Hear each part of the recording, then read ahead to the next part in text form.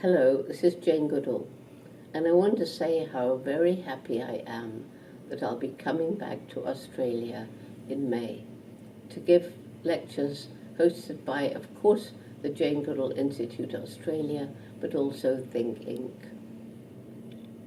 Australia is blessed with rich biodiversity, with animal, plants and species that are unique to the continent.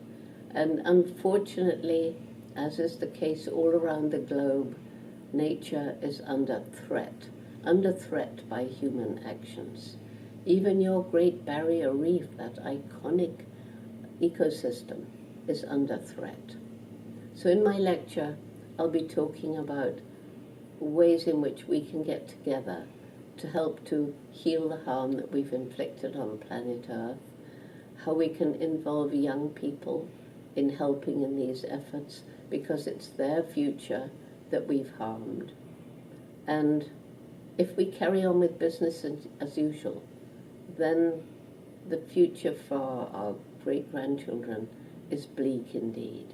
But if we get together now, we can rewind that future grim prediction, come back to where we are today, and start moving forward in a different way, so that the grim prediction of carrying on with business as usual now will not come to pass.